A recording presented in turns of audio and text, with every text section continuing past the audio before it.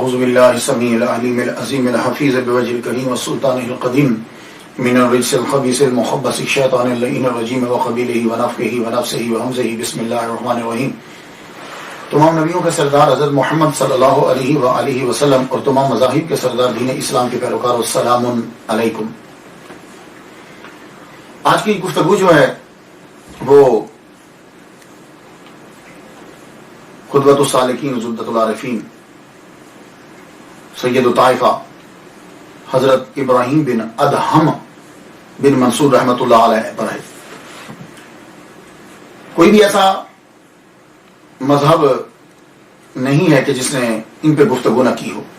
تین کو تو میں بھی سن چکا ہوں، ہندوؤں کو اس ولی کامل کی شان بیان کرتے ہوئے، عیسائیوں کو اس ولی کامل کی شان بیان کرتے ہوئے، اور مسلمان تو خیر اولیاء کرام کو مانتے ہی۔ عیسائیوں کے اندر اگر پاکستان سے کسی آدمی نے میٹرک کیا ہے تو پاکستان کے اندر میٹرک کے انگلش کی نصاب کے اندر کتاب کے اندر ابو بن ادہم کے نام سے ایک نظم آپ کو ملے گی۔ یہ باٹ کیمبل نے لکھی ہے، یہ عیسائی پاسٹر تھا چرچ کے اندر، اس نے لکھی ابو بن ادہم کے نام سے آپ جانتے ہیں، اور یہ اصل میں یہی ہے ابراہیم بن ادہم۔ یہ لفظ جو ہے یہ ادہم ہے۔ ادہم ہماری اردو کے اندر بہت سارے پروننسیشنز جو ہیں وہ ایسے ہیں کہ وہ ہم نے تھوڑے سے چینج کر کے اڈاپٹ کر لیے۔ اردو میں ہم لوگ جب اردو زبان ہی ایسی ہے کہ اس کے اندر بہت سے الفاظ جو ہیں وہ دوسری زبانوں سے لائے گئے ہیں، عربی سے لائے گئے ہیں، انگلش سے لائے گئے ہیں، اور بھی زبانوں سے لائے گئے ہیں۔ تو وہ جب اس زبان سے لفظ اردو میں آتا ہے تو وہ جو بھی لوکل لوگ ہوتے ہیں وہ اپنی آسانی کے لیے اس کو اڈاپٹ کر لیتے ہیں۔ عربی کے بہت سے الفاظ ہیں کہ جس کے پروننسیشن ہماری اردو میں ٹھیک نہیں ہے، لیکن اب ہم اس کو غلط نہیں کہیں گے۔ جیسے ہم جبرائیل بولتے ہیں، میکائیل بولتے ہیں، تو قرآن مجید جب ہم پڑھتے ہیں تو کل من کان عدوا لجبریل و میکالا، وہ جبریل ہے، لیکن اب ہم غلط نہیں کہیں گے، انہوں نے اختیار کر لیا ہے۔ تو ہاں یہ ہے کہ پروننسیشن، وہ پروناؤنس کرنے سے، اس لفظ کو بولنے سے اگر معنی چینج ہوتے ہیں تو پھر ہمیں فوراً سے اس کو چینج کر لینا چاہیے۔ ادہم جو ہے یہ اس کا معنی مشکی گھوڑا، ادہم کا معنی۔ ادہم ابراہیم بن ادہم جو ہیں، ایک جگہ میں پڑھتا ہوں ابراہیم ان کا اصل نام ہے، والد کا نام ادہم ہے، ان کے والد کا نام سلیمان ہے، ان کے والد کا نام منصور ہے، اور ان کے والد کا نام ناصر، ان کے والد کا نام عبداللہ۔ لیکن ایک جگہ میں نے سلیمان نہیں پڑھا، ابراہیم بن ادہم بن منصور۔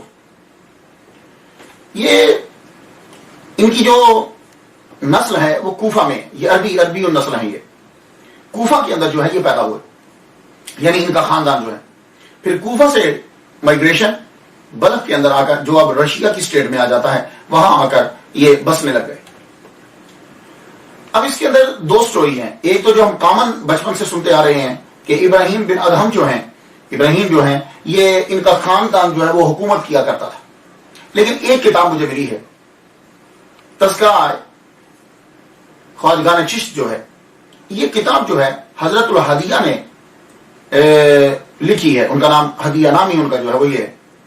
وہ کہتے ہیں کہ یہ کتاب خواجہ میری چشتی رحمہ اللہ تعالیٰ نے خواب کے اندر اس کتاب کو بڑا پسند کیا ہے۔ اس کتاب کے اندر ابراہیم بن ادہم جو ادہم ہیں ان کی سٹوری کو کچھ یوں بیان کیا گیا ہے، تو میں وہاں سے اسٹارٹ لینا چاہتا ہوں۔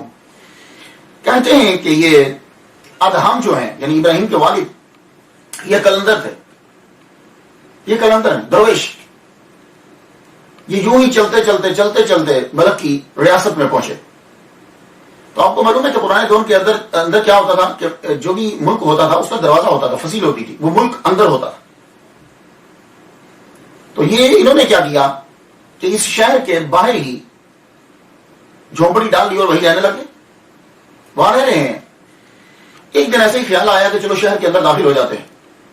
اب شہر کے اندر داخل ہوئے، تو جب داخل ہوئے تو اسی وقت شہزادی جو تھی اس کی سواری آ رہی تھی۔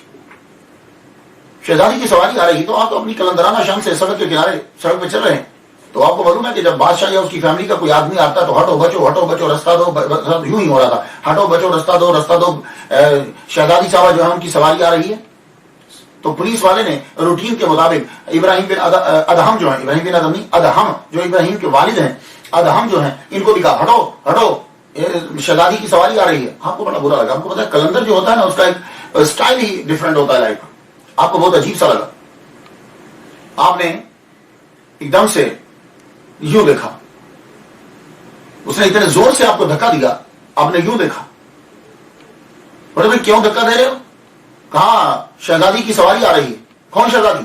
بس وہ اتنی بات کر ہی رہے تھے کہ شہزادی کی سواری جو ہے وہ قریب سے گزری. آپ کی نظر اٹھی ہوئی تھی، ایک دم سے ہوا جو ہے وہ چلی تو وہ پردہ جو ہے وہ ہٹا. جب پردہ ہٹا تو وہ ایک نظر آپ کی ان کے چہرے کے اوپر پڑ گئی. چہرے کے اوپر پڑی نظر. تو آپ کو بولوں میں کہ پہلی نظر تو انسان کے بس میں نہیں ہے، تو کئی چیزیں ہمارے سامنے آتی رہتی. آپ نے ایک دم سے نظر نیچی کر لی. نظر آپ نے نیچی کی، وہ سواری جو ہے وہ چلتی جا رہی ہے، آپ بھی سواری کے پیچھے پیچھے چل پڑے. یہ محل کے اندر جو ہی داخل ہوئے تو ادہم بھی محل کے اندر داخل ہوئے. محل میں داخل ہوئے، آگے بادشاہ سے ملاقات ہو گئی. لوگ بیٹھے ہوئے، دربار ہے. بادشاہ پوچھتا ہے کہ ان سے پوچھو یہ کیوں آئے ہیں. وزیر آگے بڑھا، ادہم سے پوچھتا ہے رحمت اللہ علیہ سے، آپ کیوں آئے ہیں؟ اب کلندرانہ شان دیکھیے، یوں چہرہ مبارک اٹھایا اور فرمانے لگے بادشاہ سے جا کے بولو ہم تمہاری بیٹی سے شادی کرنا چاہتے ہیں، ہمیں اللہ نے آرڈر دیا ہے. بادشاہ ایسا جملہ برجستہ آدمی ایک عام گھر کے اندر جا کے نہیں کہتا کہ میں تمہاری بیٹی سے شادی کرنا چاہتا ہوں، وہ کسی اور کو بھیجتا ہے. لیکن یہ کلندر بادشاہ کے دربار میں کھڑا ہو کے کہہ رہا ہے کہ میں تمہاری بیٹی سے شادی کرنا چاہتا ہوں. ایک دم بادشاہ چپ کر گیا، کیونکہ گفتگو ہی ایسے دبدبے کے ساتھ تھی. بادشاہ کیا جواب دے؟ بادشاہ نے قریب بلا لیا. تمہارا اصل نسب کیا ہے؟ اب بتانے لگے. کلندر بتانے لگا میں کس کا بیٹا. بتا رہے ہیں میرے باپ کا نام، میرے باپ کا نام، میرے باپ کا نام. اور اپنا شجرا جو ہے یہ ان کا سیدھا جا کے ملا حضرت عمر فاروق رضی اللہ تعالیٰ عنہ سے. تو حضرت عمر فاروق رضی اللہ تعالیٰ عنہ کی اولاد سے. جب شجرا نسب بتایا کہنے لگا بھائی خاندان تو تمہارا بہت اچھا ہے. اچھا ہم سوچ کر تمہیں جواب دیں گے، تم 3 دن کے بعد آنا. تو ادہم جو ہیں وہ چلے گئے اپنے خیمے میں، 3 دن سے عبادت کر رہے. 3 دن کے بعد پھر دربار میں آ گئے. دربار لگا ہوا، بادشاہ کی نظر پڑی. وزیر سے کہنے لگے یار یہ تو آ گیا. کہا بادشاہ آپ نے جو ذہن میں سوچا ہے تو چھوڑیے، آپ اپنی بیٹی کی بیاہ اس کے ساتھ کریں گے، لوگ کیا کہیں گے؟ تو کہا میں زبان دے چکا ہوں. کہا آپ چھوڑیے، آپ اٹھ کے دربار سے چلے جائیے، میں ہینڈل کرتا ہوں اسے. وزیر آیا، کہنے لگا دیکھو بھائی یہ ہیلا دیکھ رہے ہو، یہ کبوتر کے انڈے کے برابر، کبوتری کے انڈے کے برابر دیکھ رہے ہو، یہ اصل میں ایک ہے. تم جاؤ اس طرح کا ایک اور لے آؤ، پھر ہم اسے ملائیں گے اور بیٹھ پھر ہم شادی جو ہے وہ کر ڈالیں گے بادشاہ اپنی بیٹی کی تمہارے ساتھ. اچھا تمہیں یہ اتنا جو ہے وہ موتی چاہیے؟ کوئی بات نہیں. کیا کلندرانہ شان ہے. وہاں سے چلتے ہوئے سمندر کے کنارے پہ پہنچے. وہاں کیا کیا انہوں نے کہ رستے سے ڈول لیا. آپ نے کبھی کنویں دیکھا ہو گاؤں میں جا کے، تو وہ ڈول کو کنویں میں ڈالتے ہیں اور وہ ڈول پانی کا بھر کے باہر آ جاتا ہے. وہ لے کر یوں کنارے پہ بیٹھ کے پانی کو یوں پکڑ کے باہر نکالنے لگے. یوں یعنی اس میں سے پانی لیتے اور لے کر پانی جو ہے وہ کنارے پہ پھینکتے، یوں پکڑتے پانی. تو کیا کبھی دریا اور سمندر اس طرح خالی ہوئے؟ کوئی آدمی اگر ڈول لے کر دریا کے کنارے پہ بیٹھ جائے اور پانی نکال کے پھینکنے لگ جائے، ایک عام آدمی کو بھی پتا ہے کہ میں دریا کو خالی نہیں کر سکتا. ایک عام آدمی بھی جانتا ہے کہ میں سمندر کو خالی نہیں کر سکتا. لیکن یہ ایک ادا ہے. اب ہم خالی کر رہے ہیں، شام ہو گئی. حضرت خضر علیہ السلام آ گئے. کہنے لگے بھائی کیا کر رہے ہو؟ اب یقیناً اللہ نے بھیجا ہو. کیا کر رہے ہو؟ کہا بادشاہ نے موتی منگوایا ہے، اب یہ پانی خالی ہو تو نیچے سے موتی لوں نا. اب مسکرا پڑے. کہنے لگے اس طرح خالی نہیں ہوگا، رکو. ایک دم سے خضر علیہ السلام نے توجہ ڈالی. پانی میں تموج پیدا ہوا اور یہ ایسے کتنے ہی موتی سیب سمیت جو ہیں وہ اٹھا کے کنارے پہ پھینک دیے. آپ پھر اس میں سے ڈھونڈنے لگے تو جو کبوتری کے انڈے کے برابر تھے وہ آپ نے بیچ میں سے نکالے 12. نکال کے باقی سب جو ہے وہ اندر پھینک دیے. نکال کے آپ نے اپنے یوں کلا کے اندر وہ پگڑی جو تھی اس کے اندر رکھ لیے. رکھنے کے بعد آپ ویٹ کرنے لگے. اب صبح ہو دربار لگے. جو ہی دربار لگا آپ دربار کے اندر پہنچ گئے. دربار میں جب آپ پہنچے تو بادشاہ کو کہتے ہیں جا کے تم نے جو تمہارے وزیر نے موتی کہا تھا میں لے آیا ہوں. ایک دم سے یوں آپ نے اپنا ٹربن اپنا پگڑی اتاری، بیچ میں سے 12 اتنے بڑے موتی شاید بادشاہ نے بھی نہ دیکھے ہوں، سارے اس کے سامنے رکھ دیے. اب جب رکھے تو بادشاہ نے وزیر سے کہا وزیر دیکھ اس نے تو اب شرط بھی پوری کر دی. اب میرا دل بھی یہی کہتا ہے کہ یہ اللہ کا حکم ہے, مجھے اپنی بیٹی کا بیاہ اس کے ساتھ کر دینا چاہیے. وزیر کہنے لگا حضور کیوں پریشان ہوتے ہیں, پتہ نہیں کہاں سے لے آیا ہوگا, کیا شاید کوئی جادو کیا ہوگا, چھوڑیے احمد کیجیے, میں اسے سنبھالتا ہوں. کہنے لگے اچھا. بادشاہ اٹھ کے چلے گئے. اب وزیر آیا, جو ہی بادشاہ غائب ہوئے وزیر نے درباروں کو حکم دیا اس قلندر کو دھکے مار مار کے دربار سے باہر نکال دو, اور کہا آئندہ کے بعد دربار میں مت آنا. آپ کچھ نہیں بولے. کہنے لگے تم نے جو کہا وعدہ بھی کیا, وعدہ خلافی کیوں کرتے ہو. باہر آ گئے.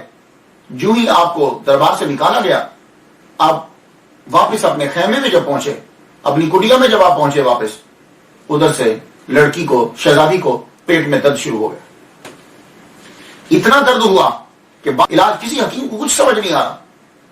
آخر اعلان یہ کر دیا گیا, بیٹی کی کیفیت ایسی ہو گئی کہ وہاں کا جو حکیم تھا اس نے یہ کہا کہ یہ میرا خیال ہے کہ یہ لا علاج ہے. کہ آپ دیکھیے, اس حکیم صاحب نے تو انتہا کر دی. کہنے لگے آپ کی بیٹی مر گئی ہے. یہ کہنا تھا کہ قرآن برپا ہو گیا. بادشاہ نے دیوانگی کے عالم میں یہ کہا جاؤ بلاؤ اس قلندر کو, بلا کے لگا لاؤ, یہ اس کی بد دعا لگی ہے, میری بیٹی نہیں مر سکتی. آپ نے اکثر یہ جملہ, میری بیٹی نہیں مری, میری بیٹی زندہ ہے. سب کہہ رہے ہیں کہ آپ کی بیٹی فوت ہو گئی. لیکن دربار میں جب حکم ہوا کہ جاؤ انہیں ڈھونڈ کے لاؤ, تو ان کا خیمہ تو بندوق تھا کہ شہر کے باہر رہتے ہیں, جائے ان کو لے کر آئے. جب ادہم خیمے میں دربار میں داخل ہوئے محل میں, تو آپ کو ایسے حکیم لایا گیا. آپ قریب آئے, فرمانے لگے تمہاری بیٹی مری نہیں ہے, جاؤ تم ایسا کرو, کوئی نشتر لے کر, کوئی چیز کاٹنے کی لے کر, جیسے بلیڈ جیسی ہوتی ہے یا نائف جیسی, لیکن بہت تیز ہو. آپ نے ہاتھ پکڑ کر یہاں سے کٹ لگایا تو خون جو ہے وہ نکلنے لگا. خون جب بہہ چکا تو ایک دم سے لڑکی اٹھ گئی, شہزادی اٹھ گئی. اسے سکتا تھا, سکتے کی وجہ سے وہ بے ہوش ہوئی, اور لوگوں نے سمجھا کہ شاید یہ فوت ہو گئی. جب بیٹی کو بادشاہ نے زندہ دیکھا تو اس نے اعلان کیا میں اس بیٹی کا نکاح اس قلندر کے ساتھ جو ہے وہ میں کرتا ہوں. تو یہ سٹوری جو ہے یہ میں نے اس کتاب کے اندر پڑھی ہے. حضرت ہدیہ جو ہے وہ اسے بیان کرتے ہیں اور کہتے ہیں کہ یہ کتاب شاہ جہاں جو ہے وہ اپنے زیر مطالعہ رکھتا ہے. اس کے اندر جتنے چشتی ہیں, چشت اہل بہشت ہیں, ان کا ذکر جو ہے وہ کیا گیا ہے پہلے سے لے کے آخر تک, جیسا بھی ان کا اپنا ایک سلسلہ تھا. تو یہ ادہم جب نکاح ہو گیا تو اب بادشاہ نے کہا کہ تم دونوں میری بیٹی سے نکاح کر لیا کہ تم میرے محل میں رہو. اب کیا لگے نہیں, ہم قلندر ہیں, یہ ہماری بیوی ہے, یہ بھی اسی طرح ہی رہے گی. اب آپ سمجھے ہوگے کہ ابراہیم ابن ادہم جو ہیں یہ تخت کو, تاج کو, سلطنت کو آخرکار انہوں نے کیوں چھوڑ دیا. میں بڑا تلاش کی, ریزن ضرور ہوتی ہے, جواب یاد رکھیے گا. بچہ اگر ایک چیز کو چھوڑ کے بادشاہت کو چھوڑ کر ہٹ رہا ہے تو کوئی ریزن تو ہے. تو میں یہ ریزن تلاش کرنے لگا کہ سب لوگ یہی بیان کرتے ہیں کہ ابراہیم ابن ادہم جو ہیں انہوں نے سلطنت کو چھوڑ دیا, تخت کو چھوڑ دیا, لوگ زور لگاتے رہے, دولت کو. وجہ کیا ہے, کچھ وجہ بھی تو بتا دو, کوئی نہ کوئی تو وجہ ہوگی نا, یہ نہیں, کیونکہ یہ عالم اسباب ہے. تو وجہ یہی تھی کہ آپ کے جو والد گرامی ہیں ادہم جو ہیں وہ خود قلندر تھے. تو اصل میں جو سلطنت تھی بلخی وہ آپ کے نانا کی ہے. تو ظاہر ہے جب ماں جو ہے وہ شہزادی ہے تو خاندان تو وہی گردانا جائے گا. لیکن ادہم نے یہ کہا کہ میں محل میں نہیں رہ سکتا. آپ نے وہاں میرا اللہ تعالیٰ نے ان کو پھر ایک بیٹا عطا کیا جس کا نام ابراہیم رکھا گیا. اب آپ سمجھ گئے, یہ ہیں ابراہیم بن ادہم. یہ ایک لحاظ سے میں نے آپ کو سٹوری بتلائی. تو ابراہیم بن ادہم جو ہیں ان کی تربیت پھر ادہم نے کی, خود قلندر نے کی. اور یہ ابراہیم ابن ادہم حضرت عمر فاروق رضی اللہ تعالیٰ عنہ کی اولاد سے. اب ان کی تربیت سب سے پہلے آپ نے اپنے والد گرامی سے پڑھا ہے. اور جب آپ بڑے ہوئے تو آپ کی والدہ, بادشاہ جو ہے وہ آتا تھا, بادشاہ آتا اپنی بیٹی کو ملنے کے لیے, اپنے نواسے کو ملنے کے لیے, لیکن لے جا نہیں پاتا تھا, اجازت نہیں. بارہا اس نے یہ کہا کہ آئیے محل میں رہیے, لیکن آپ نے کہا نہیں, جب تک میں زندہ ہوں میں اسی کٹیا میں رہوں گا اور تبلیغ کرتا رہوں. ان کا ایک اپنا انداز تھا. جب یہ دونوں دنیا سے چلے گئے تو اب نانا ابراہیم ابن ادہم کو اپنے محل کے اندر لے گئے. اب آپ سٹوری سمجھ گئے. تو اب ان کی پرورش جو ہے وہ محل میں ہونے لگی. اب محل میں, اب وہ پچھلا کٹ ہوا, اب سلطنت شروع ہوئی. تو جب نانا دنیا سے چلے گئے تو تو چونکہ نانا کی کوئی نگینہ اولاد نہیں تھی تو نانا ابراہیم بن ادہم کو اپنا ولیعہد بنا گئے. تو جب ولیعہد بنا گئے تو نانا کی دنیا سے چلے جانے کے بعد بلخ شہر کی حکومت، وہ سلطنت ابراہیم بن ادہم کے ہاتھ آ گئی. اب آپ جو ہے وہ سلطنت کرنے لگے تو تخت نشین ہوئے. عدل و انصاف، شرم و حیا، سکون ہی سکون. رحمت اللہ علیہ نے اس لیے تو شادی نہیں کی تھی کہ میرا بیٹا جو ہے وہ سلطنت کو سنبھالے گا، نہیں. یہ قلندر جانتے ہیں ان کی نظر جو ہے وہ لوہے محفوظ پر ہوتی. ابراہیم بن ادہم جب بادشاہ بن گئے تو تنہائی میں جب ہوتے، کسی چیز کو بھی دیکھتے، غور کر رہے ہوتے تو لگتا کہ جیسے یہ چیز بول رہی ہے. ایک دفعہ آپ اپنی انگوٹھی کو دیکھ رہے تھے، انگوٹھی پہ نظر پڑی تو انگوٹھی سے آواز آتی ہے، تم کو اس کام کے لیے پیدا نہیں کیا گیا، تم اس کام کے لیے نہیں آئے دنیا میں. تو سمجھتے کہ شاید کوئی خیال ہے. آدمی جب کسی چیز پہ نظر گاڑتا ہے تو ایسا لگتا ہے کہ جیسے اس کے اندر سے آواز آ رہی ہے، حالانکہ ایسا نہیں ہوتا، وہ خیال ہوتا ہے اس کا. تو انہوں نے بھی یہی سمجھا. جب کبھی کسی زیور کو دیکھتے، مالا کو دیکھتے، جب کبھی کسی چیز پہ نظر پڑتی تو وہ یہی سمجھتے کہ خیال ہے. لیکن ایک مرتبہ تو حد ہو گیا. آپ شکار کرنے کے لیے جا رہے ہیں، شکار کے پیچھے جب بھاگے تو وہ شکار آپ کے نشانے پہ تھا کہ ایک دم سے مڑ کے اس نے یہ کہا، ابراہیم بن ادہم تجھے ان کاموں کے لیے نہیں اللہ تعالیٰ نے پیدا کیا. ہو سکتا ہے کہ یہ بھی میرا خیال ہو، لیکن اب خیال تو نہیں، تو آواز آ رہی ہے کہ جانور بول کے بتا رہا ہے. تو ٹرننگ پوائنٹ جو ہے وہ کیا پوائنٹ تھا کہ آپ محل کے اوپر والے کمرے میں سوئے ہوئے، رات بھیگ گئی ہے، رات گہری ہو چکی ہے، دربان جو ہے وہ بھی بیچارے اونگ رہے ہیں. ایک دم سے آپ کو آواز آئی کہ کوئی آدمی کوئی چل رہا ہے، اوپر چھت کے اوپر کوئی چل رہا ہے، اس کے پاؤں کی آواز ہے. آپ نے کہا کیا جگاؤں میں دربانوں کو اور پتا کروں، خود ہی دبے پاؤں چل پڑے. اوپر گئے تو ایسے آواز دیتے ہیں، کون ہے بھائی؟ اندھیرا تھا. کون ہے چھت پہ؟ تو وہیں سے آواز آتی ہے، میں ہوں، اپنے اونٹ ڈھونڈ رہا ہوں، میرا اونٹ گم گیا ہے. آپ نے فرمایا کبھی چھتوں پہ اونٹ چڑھتے ہیں یار؟ کیسی باتیں کر رہے ہو؟ میں نے کہا اگر چھت پر اونٹ نہیں ملتے تو پھر یہ محل میں تخت و تاج میں تصوف و خدا بھی نہیں ملتا. پھر ایک بات عجیب سی تھی. آپ آگے بڑھے آواز کی طرف، جب آگے بڑھے تو وہاں کچھ بھی نہیں تھا کہ اگر چھت پر اونٹ نہیں ہوتے نا تو پھر یہ مال و دولت میں دنیا کے اندر پھر خدا بھی نہیں ملتا. یہ تھا آخری پوائنٹ. اب صبح ہوئی، دربار لگایا. بڑی عجیب سی کیفیت، بڑی عجیب سی کیفیت. یہ رات کا واقعہ کیا تھا یار؟ مسلسل چوٹ پہ چوٹ ہے، بار بار کہ اس چیز سے، اس سے ہٹو. اب دربار جب لگایا تو دربار بھی شروع بھی نہیں ہوا ہے، قلندر صاحب آ گئے. پھر قلندر، اور بالکل وہ یاد تازہ ہو گئی جیسے ان کے والد گرامی داخل ہوئے تھے. وہ قلندر آئے، آتے سیدھے ہی ابراہیم بن ادہم کے سامنے کھڑے ہو اور یوں تخت لگا ہوا ہے، ایسے ایسے دیکھنے لگے. کیا دیکھ رہے ہو؟ میں آیا تھا کہ کچھ عرصہ قیام کرتا یہاں، لیکن میں دیکھ رہا ہوں کہ یہ رہائش کی جگہ نہیں ہے، یہ تو سرائے ہے. ان ہے یہاں تو بڑی جلدی سے نکلنا پڑے گا. کہا بادشاہ، کیا قلندر کیسی باتیں کر رہے ہو؟ یہ دربار ہے، بادشاہ بیٹھے ہوئے ہیں، تم اس کو سرائے کہہ رہے ہو؟ کہنے لگے اچھا. تو ابراہیم بن ادہم سے مخاطب ہو کہنے لگے کہ آپ سے پہلے کون تھے؟ کہنے لگے مجھ سے پہلے میرے نانا، ان سے پہلے ان کے ابا، اس سے پہلے ان کے ابا. اچھا تو پھر بادشاہ سلامت یہ بتاؤ کہ اس کے علاوہ سرائے کس کو کہتے ہیں؟ سرائے اسی کو تو کہتے ہیں کہ جہاں آئے تھوڑی دیر قیام کرے اور چلے جائے. بس اتنا جملہ کہا، قلندر غائب. اس کے بعد ابراہیم بن ادہم جو ہیں وہ وہاں سے اٹھ پڑے. آپ نے سب کچھ چھوڑ دیا، اتارا سا جو چیزیں تھیں جس سے بادشاہ کی بو آتی تھی، سب کی سب چیزیں اتار کے آپ نیشا پور چلے گئے. نیشا پور میں جب آپ پہنچے وہاں ایک غار تھا، اس غار کے اندر آپ نے قیام فرمایا. 9 سال تک نیشا پور کی غار کے اندر جو ہے وہ آپ نے قیام کیا. صرف جمعرات کو نکلتے تھے، نکلنے کے بعد سیدھا پہلے جنگل جاتے، جنگل جا کے وہاں سے لکڑیاں کاٹتے، لکڑیاں کاٹنے کے بعد گٹھا اپنے سر پہ اوپر اٹھاتے، گٹھا اٹھا کے بازار میں لے جاتے اور چوک میں رکھ کے کہتے آؤ پاک مال، اور پاک مال دو اور پاک مال لو. وہ جب مال بک جاتا اس کے 2 حصے کرتے، ایک اسی وقت خیرات کرتے تھے اور آدھی رقم سے کھانا خریدتے. جمعہ کی نماز ادا کرتے، نماز ادا کرنے کے بعد غار میں پھر واپس پلٹ آتے. 9 سال آپ نے گزارے. لیکن ایسا آدمی کب جو ہے چھپ سکتا ہے؟ آپ مشہور ہو گئے. جو ہی مشہور ہوئے تو آپ نے غار کو جو ہے وہ چھوڑ دیا. غار کو چھوڑنے کے بعد اب آپ وہاں سے نکل پڑے اور اس غار کے اندر آپ نے قیام کیا. اللہ اکبر جل شانہ. جس غار کے اندر, اس غار میں اللہ تعالیٰ نے خوشبو پیدا فرما دی. حضرت ابو سعید ابو الخیر فرماتے ہیں کہ میں نے جب ان کا نام سنا تو میں ان کو غار میں ملنے کے لیے گیا.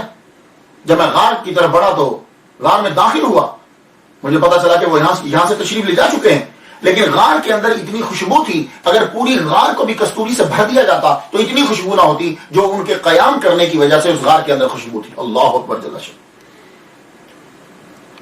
ابراہیم بن ادہم رحمۃ اللہ علیہ کے ذہن میں آیا کہ علم دین بھی پڑھنا چاہیے, ظاہری علوم جو ہے مروجہ انہیں بھی پڑھنا چاہیے. کچھ تو آپ نے پڑھے ہوئے تھے, کچھ آپ پھر کے پڑھنے لگے, کیونکہ تصوف اس وقت تک کامل نہیں ہوتا جب تک کہ آپ کے پاس قرآن اور حدیث کا علم نہ ہو.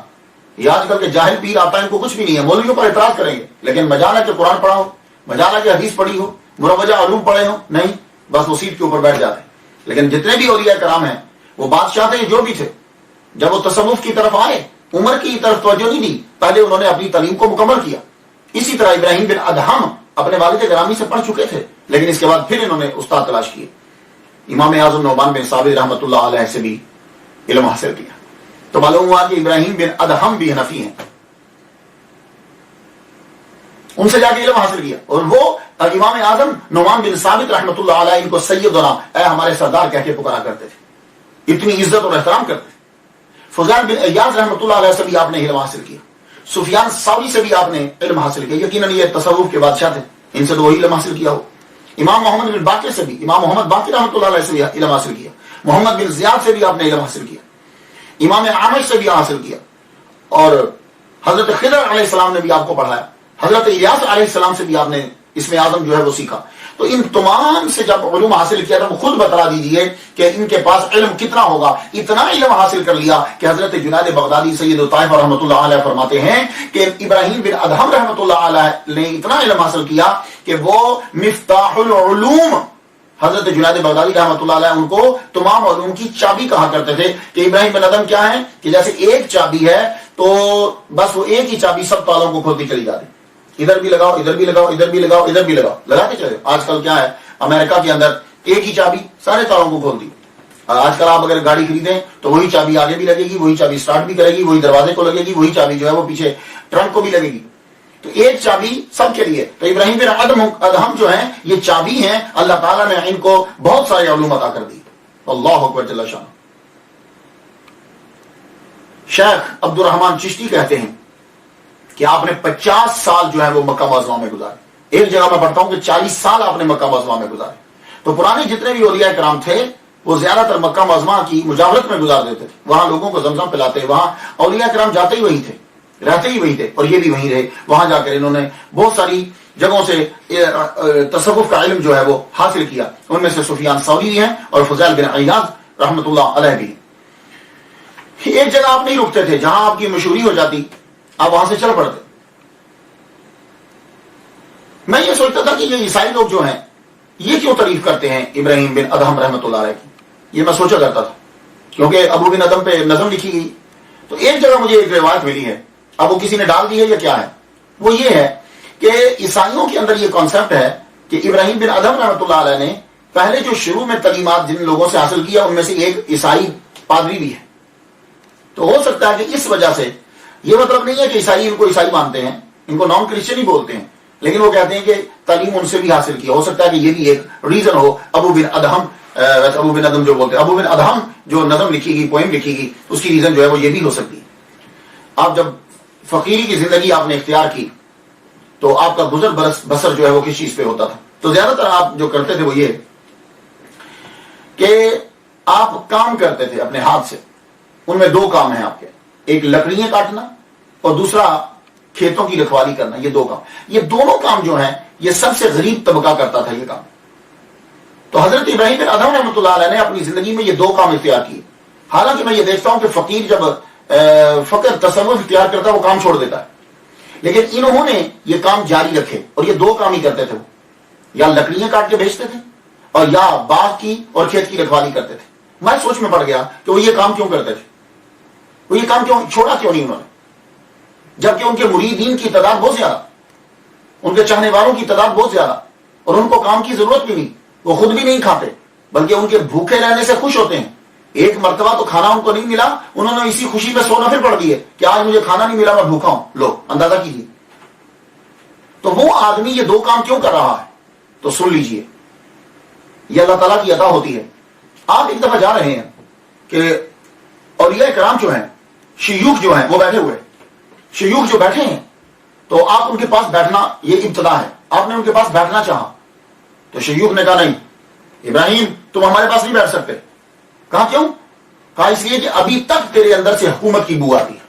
یہ ہے جملہ کہ جس جملے کو ختم کرنے کے لیے, یا جس سوچ کو ختم کرنے کے لیے, یا نفس کو یہ بتلانے کے لیے کہ دیکھو ہمارے اندر حکومت کی بو نہیں ہے, تو وہ کام اختیار کیے کہ جس کام کے اندر عاجزی کا اظہار بھی ہوتا ہے اور نفس جو ہے وہ مرتا ہے.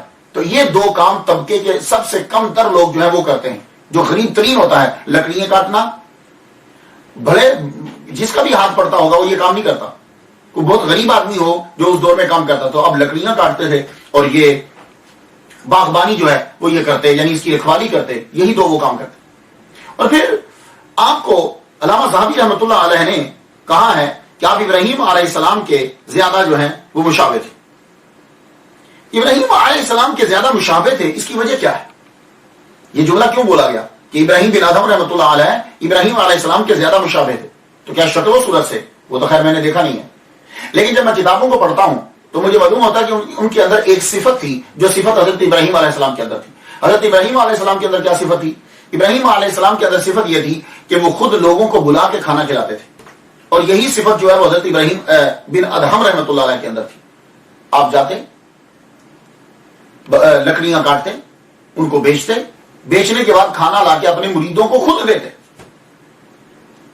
اور جب بھی کبھی کسی کے ساتھ چلتے, کوئی گروپ بنتا کہ ہم لوگ سفر کرنے کے لیے چل پڑتے, کیونکہ آپ اپنے گروپ کے ساتھ چلتے تھے, کبھی مکہ مکرمہ, کبھی شام, کبھی کوفہ, کبھی بیت المقدس, کبھی سیریا, یہ ان علاقوں میں بصرہ, اس جگہ پہ جاتے, وہ فلاں جگہ زیارت کرنا ہے, فلاں جگہ اعتکاف کرنا ہے. جب چلتے تو آپ اپنے دوستوں کو پہلے یہ کہہ دیتے, دیکھو میں آپ کے ساتھ جا رہا ہوں, یا کوئی آدمی کہتا کہ ہم نے آپ کے ساتھ چلنا ہے تو کہتے کہ بھائی یہ دیکھو 3 میری گزارشات ہیں تم سے. پہلی یہ ہے کہ سفر کے اندر میں لکڑیاں کاٹوں گا, خادم بن کر رہوں گا تمہارا, سارے کام تمہارے میں کروں گا, یہ آپ کی شرط ہوتی تھی, سارے کام میں کروں گا. دوسری بات یہ ہے کہ جب تک تمہاری اور میری میت ہے, نماز کے ٹائم اذان میں دوں گا. اللہ اکبر جل. کیا ہم لوگ بھی چلتے ہوئے ایسی شرائط لگاتے ہیں؟ تو آپ فرمایا کرتے تھے اذان میں دوں گا, اور یہ کام کون کرتا ہے؟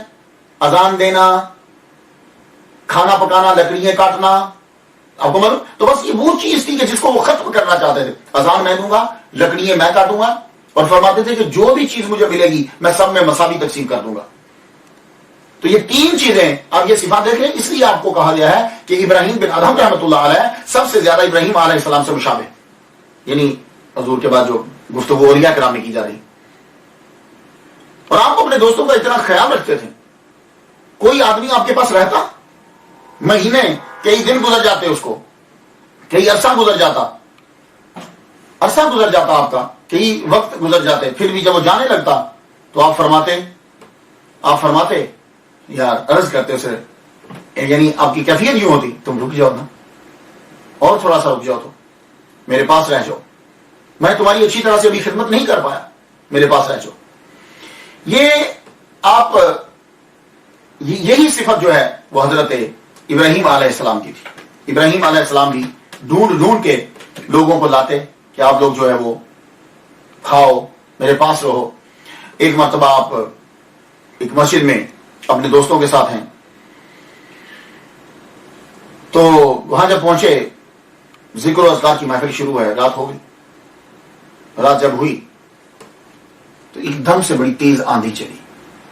ابراہیم بن ادہم رحمۃ اللہ علیہ اٹھے, اٹھ کے دروازے کے سامنے یوں کھڑے ہو گئے. آندھی چلی, تو آندھی جب چلتی ہے تو دروازہ مسجد کا ٹوٹا ہوتا ہے, یہ مسجد کے اندر سارے ذکر و اذکار میں مشغول ہیں. اب جب ہوا چلے گی تو ایک دم سے ہوا کا ریلا جو ہے وہ اندر کی طرف آئے گا. آپ دروازے پہ جا کے کھڑے ہو گئے. کسی نے پیچھے پوچھا ذکر چھوڑ کر دروازے پہ کیوں کھڑے ہو گئے ہو؟ کہنے لگے ہوا بہت تیز چل پڑی ہے, میں چاہتا ہوں کہ جب اس کا زور آئے تو وہ سب سے پہلے میرے جسم پر پڑے. تم لوگ محفوظ رہو, تم اللہ تعالیٰ کے ذکر میں مشغول رہو, اور میں جو ہے وہ تمہاری حفاظت کرتا. اللہ اکبر جل شان. تو انسان ہوتا ہی وہ ہے, خیر الناس من ینفع الناس, بہتر انسان وہ ہے جو دوسروں کو زیادہ سے زیادہ نفع پہنچاتا ہے. اللہ اکبر جل شانہ. اور مہمانوں کی خدمت میں کوئی فرق نہیں کرتے تھے, خود مزدوری کرتے, دوسروں کو کھلاتے. طبقات الاولیاء میں ہے کہ آپ نے فرمایا مہمان سے زیادہ کوئی اور چیز محبوب نہیں ہے. مہمان سے زیادہ کوئی اور چیز محبوب نہیں ہے. مہمان اپنا رزق لے کر آتا ہے اللہ تعالیٰ سے, جنت سے اللہ تعالیٰ کی طرف سے وہ اپنا رزق لے کر آیا ہے. رزق وہ لے کر آیا, کھا وہ اپنا رہا ہے, اور رزق اللہ کے ذمے ہے, اور اس کا اجر میرے لیے. اللہ اکبر جل شانہ. اس کا اجر جو ہے وہ میرے لیے. دوستوں کا اور مریدوں کا اتنا خیال رکھتے, دوسروں کو نفع اتنا پہنچاتے.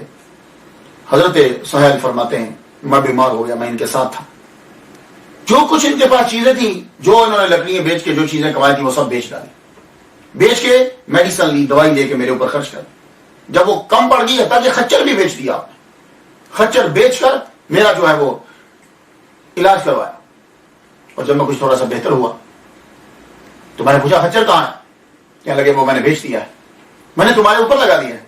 تو کہنے لگے اب ہم سفر کیسے کریں گے؟ کیا آپ کے کندھوں کے اوپر بیٹھیں گے؟ کیا ہم سفر آپ کے کندھوں پر بیٹھ کر کریں گے؟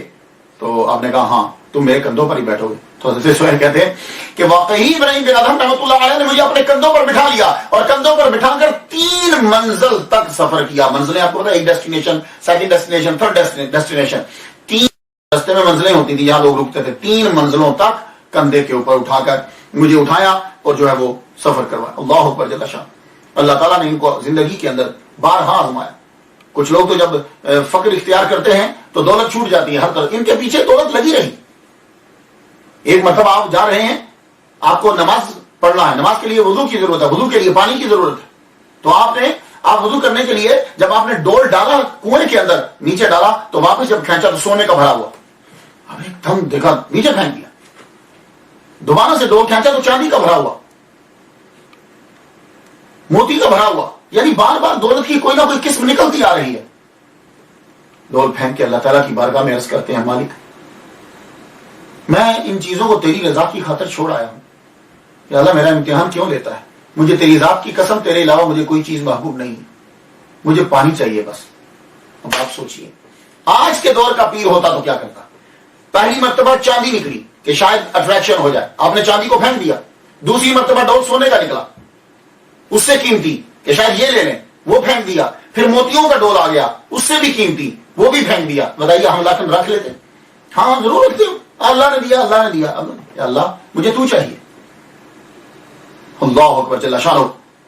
اللہ تعالیٰ سے محبت جو ہے وہ اس قدر تھی آپ کو کہ آپ جب بیٹھتے تھے تو ہمیشہ دوزانوں بیٹھتے تھے. آج کل ہمارا طریقہ تو یہ ہے کہ ہم تو اپنے ماں باپ کے سامنے بھی بڑے اکڑ کے بیٹھتے ہیں, ٹانگیں پسار کر بیٹھتے ہیں. اور یہ نارمل حالت میں ہر وقت دوزانوں ہو کر بیٹھتے تھے. دوزانوں سمجھتے ہیں جیسے آپ تشہد میں بیٹھتے ہیں تحیات للہ پڑھنے کے لیے, دوزانوں ہو کر بیٹھتے ہیں. کسی نے پوچھ لیا حضور پالتی مار کر بیٹھیے, 4 دوزانوں بیٹھیے, یہ دوزانوں ہو کر بیٹھتے کیوں؟ جیسے شاگرد استاد کے سامنے بیٹھتا ہے, ایسے کیوں بیٹھتے ہیں؟ کہنے لگے ایک مرتبہ یوں ہی پالتی مار کے بیٹھا ہوا تھا, آواز آئی, اللہ اکبر, ان لوگوں کی سماعت پر اور ادب پہ قربان جائیے, یہ ادبی تو ہوتا ہے. آواز آئی اے ادہم کے بیٹے, کیا غلام اپنے آقا کے سامنے اس طرح بیٹھتے ہیں؟ تو کہنے لگے اس دن سے میں نے چھوڑ دیا, اب میں جب بھی بیٹھتا ہوں دوزانوں ہو کر بیٹھتا ہوں. اللہ, اور پھر اللہ تعالیٰ طاقت بھی عطا فرما دیتا. آپ کو عبادت کا شوق تھا. کون ہے کہ جو نہیں جانا چاہتا؟ ہر ایک آدمی کی آرزو ہوتی ہے کہ وہ جائے. کہاں؟ بیت المقدس. میری بھی آرزو ہے, انشاءاللہ کبھی پوری ہوگی. بیت المقدس جانا چاہیے.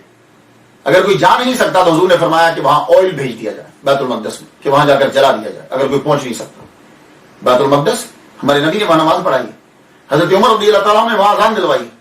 تقریباً اولیاء کرام وہاں جاتے ہیں. آپ بھی بیت المقدس پہنچ گئے. ابراہیم بن ادہم رحمۃ اللہ نے بیت المقدس میں پہنچے. بیت المقدس جب گئے تو آپ کو معلوم ہے کہ بڑی مشہور جو مساجد ہوتی ہیں وہ شروع میں بند کر دی جاتی تھی, کیونکہ وہاں چیزیں ذرا زیادہ ہوتی تھی. آپ نے کہا کہ کہیں مجھے رات کو باہر نہ نکال دیا جائے. آپ نے خود کو چٹائی میں لپیٹ لیا, لپیٹ کے سائڈ پہ پڑ گئے. دربان آیا جو خادم رات کو مسجد کو دیکھ کے بند کرتا ہے, اس نے دیکھا چٹائی پڑی ہوئی ہے, وہ مسجد کو بند کر کے چلا گیا. ابراہیم بن ادہم رحمۃ اللہ علیہ فرماتے ہیں کہ رات جب ہوئی, ابدال اور اقطاب داخل ہوئے مسجد میں. 40 ابدال مسجد میں داخل ہو گئے. ایک انہوں نے بہت بزرگ نورانی چہرہ, وہ آگے اور یہ 40 یہ پیچھے. سب سے پہلے جا کر انہوں نے نماز پڑھی. 2 रकत नमाज पढ़ने के बाद बैठ गए, यूं बुजुर्ग के सामने मुंह करके, बुजुर्ग ने इधर मुंह की। एक बीच में से बोले, क्या लगे आज खुशबू आ रही है, कोई ऐसा है यहां मौजूद कि जो हमारी जमात का नहीं है? तो बुजुर्ग खुद भी बोले, क्या लगे इब्राहिम बिन अदहम बैठा हुआ है। अल्लाह अकबर, चला है क्या नजर आए इन बुजुर्गों की, और हम बुजुर्गों की तौहीन करते हैं। क्या लगे इब्राहिम बिन अदहम आया हुआ है, 40 रातें हो गई हैं, उसको इबादत में मजा नहीं आ रहा। अल्लाह अकबर, इतना जुमला सुनना था, इब्राहिम बिन अदहम चटाई से बाहर आ गए, बाहर आकर सामने बैठ गए, सलामुन अलैकुम। वजह कह रहे हैं आप, 40 रातें गुजर गई, इबादत में मजा नहीं आ रहा, तो अब वजह भी बता दीजिए कि वजह क्या है। कहने लगे तुम आ रहे थे ना बैतुल मक़दस, इराक से गुजरे, बसरा में तुमने खजूरें ली थी, तो जब तुम खजूरें ले रहे थे तो खजूरें लेते हुए एक खजूर गिरी, तुमने समझा कि ये तुम्हारे माल में से गिरी है, जबकि वो जिसकी तुमने पेमेंट की थी वो उसमें से नहीं गिरी थी, वो खजूर उसकी थी, तुमने उठा के उसे खा लिया। उस एक खजूर की वजह से 40 रातों से तुझे इबादत में मजा नहीं आ रहा। अल्लाह अकबर, हो। हालांकि ये मिस्टेक है, मिसअंडरस्टैंडिंग है, मालूम नहीं पड़ा कि खजूर मेरे से गिरी या उसे गिरी। और वैसे भी ये खजूर का क्या है, आप किसी दुकान पर चले जाएं वो कुछ नहीं कहेगा, लेकिन 40 रातों से इबादत का मजा नहीं। आप वहां से उठे, फौरन उठ के बसरा पहुंचे, उस बंदे को तलाश किया जिससे खजूरें ली थी, और उससे कहने लगे मुझे माफ कर दो। कहा हुजूर माफ किया, पर वजह क्या है? कहने लगे एक खजूर गिरी थी जब तुम माल को तोड़ रहा था, वो खजूर मैंने खाई है, उसकी वजह से 40 रातों की इबादत मुझे मजा नहीं आ रहा, 40 रातें गुजर गई हैं। वो कहने लगा हुजूर माफ किया, पर एक अर्ज है, मुझे अपना मुरीद बना लीजिए। उस शख्स को उसने तौबा की, सब छोड़ा, आपका मुरीद बना, रब ताला ने उसको वलियों की सफ में शामिल कर लिया। सफर करते करते, फैज लेते लेते आप पहुंचे मक्का मौज़मा में। मक्का मौज़मा के अंदर ज्यादातर आपका वक्त जो है वो गुजरा है, वक्फे वक्फे से आप मक्का मौज़मा वापस चले जाते। अब ये जो वाक्य मैं बताने लगा हूं, आखिरी बात है, खत्म होने के करीब है। ये वाक्य जो है वो 2 तरह से है। एक तो ये है कि जब आप सल्तनत को छोड़कर आए तो आपकी बीवी, एक बच्चा 4 साल का आप छोड़कर आए थे। आप उन तमाम लोगों की आरज़ू थी कि ये दोबारा वापस आ जाएं, तो वो वापस लाने के लिए बार बार हरबे इस्तेमाल करते थे। उनको मालूम होता था कि इब्राहिम बिन अदहम हैं कहां, मालूम होता था। इतनी बड़ी सल्तनत का बादशाह, मालूम नहीं होगा लोगों को? हर एक को पता था कि ये कौन है। तो वो हरबे हरबे से कभी ताने देकर और कभी कुछ हरबा इस्तेमाल करके वो आपको वापस लाना चाहते थे, लेकिन आप वापस नहीं जाते। फरमाते थे तुम ही करो ये काम, मैंने ये काम नहीं करना। उन्होंने एक बहुत बड़ा हरबा जो है वो इस्तेमाल किया। वो ये एक रिवायत में आपको ये बतला रहा हूं, वो हरबा ये इस्तेमाल किया कि आपके 4 साला बेटे को लेकर वो मक्का मज़मा पहुंच गए। ये अगर इनको छोटी उम्र का माना जाए, यानी 4 साल, 5 साल, 9 साल, 11-12 साल का भी अगर बच्चा मान लिया जाए। अब देखिए जब आदमी कर रहा होता है तो उसकी इबादत से एक्यूरेट पता नहीं चलता, फिर खुद थिंकिंग करना पड़ती है। अगर 13 साल की उम्र का माना जाए तो ये इब्तदाई मराहिल होंगे। तो 13 साल का जब बच्चा हुआ आपका, तो वो लोग बच्चे को लेकर आ गए, बच्चा और बीवी दोनों लेकर मक्का मज़मा पहुंच गए। तब आप काबे का तवाफ कर रहे थे, काबे का तवाफ कर रहे थे। तो बच्चे को उन्होंने समझाया कि ये तुम्हारे अब्बा हैं, तुम इनके साथ साथ चलना। खुद सामने नहीं हुए। हजरत इब्राहिम बिन अदहम तवाफ करते करते ये बच्चा बिल्कुल आगे आ गया, बच्चे पे आपकी नजर पड़ गई, और आपने ये सबसे आपके साथी और आपका असूल ये था, बेरीश लड़के पे नजर नहीं डालनी और औरत को नहीं देखना, खास करके जब मक्का में हो। लेकिन उस बच्चे पे जब नजर पड़ी तो नजर रुक ही गई, नजर रुक ही गई। आपने बच्चे को पकड़ लिया, नीचे बिठाया, तवाफ रुक गया, नीचे बिठा लिया। कहने लगे तुम कौन हो? अब जरा तसव्वुर कीजिए कि जब छोड़कर आए थे तो 4 साल का था, अब जब मिला तो 13 साल का बच्चा। पूछ लिया तू कौन है, तेरे अब्बा का नाम क्या है? तो यूं चेहरे को देख के कहने लगा मेरे अब्बा का नाम इब्राहिम बिन अदहम है। अब रो पड़े, पास बैठा के कहने लगे कुरान पढ़ा तूने? हाँ कुरान पढ़ा है मैंने। अच्छा कुछ सुनाओ। अपने बेटे से कुरान सुनने लगे। बेटा कुरान सुना रहा है तो रोते जा रहे हैं, रोते जा रहे हैं। एकदम से चीख निकल गई आपकी, हाथी बकैदी से आवाज आ गई, तुम हमारी दोस्ती का दम भरते हो और दावा किया, झूठा दावा करते हो, हमारी इबादत को रोक के अपने बच्चे की जानिब निगाह कर रहे हो। बस इतना कहना था, या अल्लाह मेरी मदद फरमा, ये या अल्लाह मेरी मदद फरमा कहना था। बच्चे ने दम तोड़ दिया, बच्चा फोत हो गया। खुद अपने हाथों से बच्चे को दफनाया, अपने हाथों से, एक ही बेटे को दफनाया। अपने बच्चे को दफनाकर پھر شکریہ ادا کیا، اللہ اب تیری دوستی کے علاوہ اب کوئی نہیں آئے گا، اللہ اکبر جل شان۔ ایک تو یہ روایت ہے، اور ایک یہ ہے کہ آپ کا بیٹا بھی بادشاہ بن گیا۔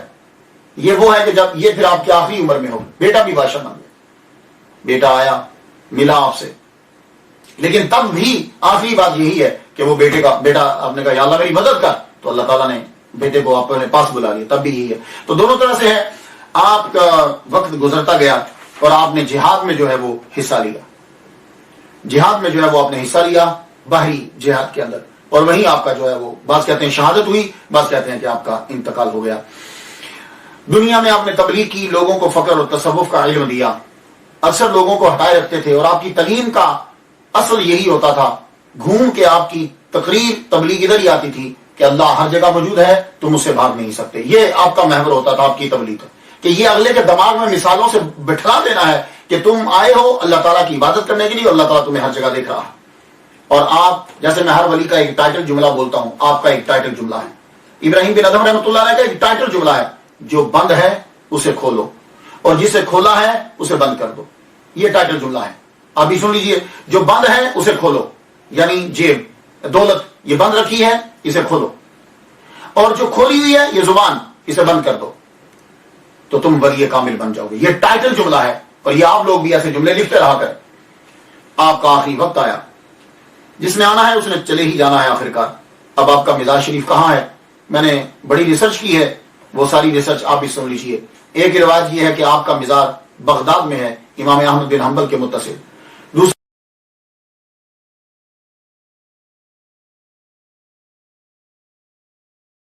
دوسرا یہ ہے کہ ملک شام میں ہے، حضرت لوط علیہ السلام کے مزار کے متصل۔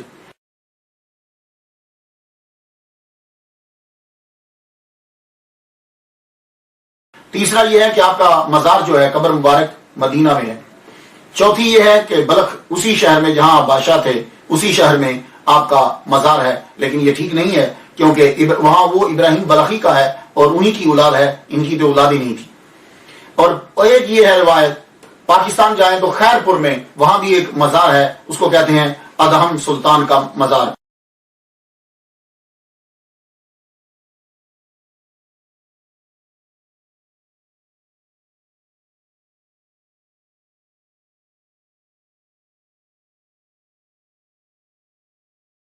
لیکن یہ ابراہیم بن ادہم نہیں ہے، یہ لال شہباز قلندر کے مرید ہیں۔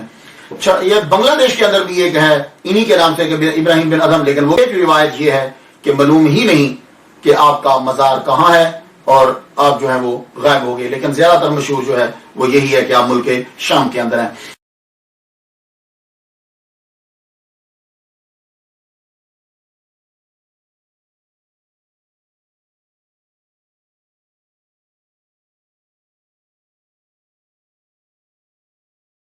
پیلسٹائن کے اندر فلسطین میں بھی ایک مسجد ہے آپ کے نام کی، اس مسجد کا نام ہے مسجد سلطان ابراہیم بن ادہم۔ یہ 336 ہجری کے اندر یہ مسجد جو بنائی گئی۔ حافظ ابن حجر کہتے ہیں کہ 162 ہجری میں آپ کا وصال مبارک ہوا۔ حضرت ہدیہ کہتے ہیں کہ 280 ہجری کے اندر ہوا۔ ایک روایت یہ ہے کہ 187 ہجری کے اندر آپ کا جو ہے وہ وصال ہوا۔ تو خواتین و حضرات، ابراہیم بن ادہم رحمۃ اللہ علیہ کے بارے میں جو معلوم تھا میں نے آپ کی نظر کر دیا۔ اب آپ میرے ساتھ ہیلپ یہ کریں گے کہ یہ واقعہ اور یہ باتیں آپ آگے تک پہنچائیں گے۔ اس کا طریقہ یہ ہے، یہ لنک، یہ باتیں اپنے بچوں تک پہنچائیے، خود سوچئے، تاکہ ہماری بخشش کا جو ہے وہ سبب ہو جائے۔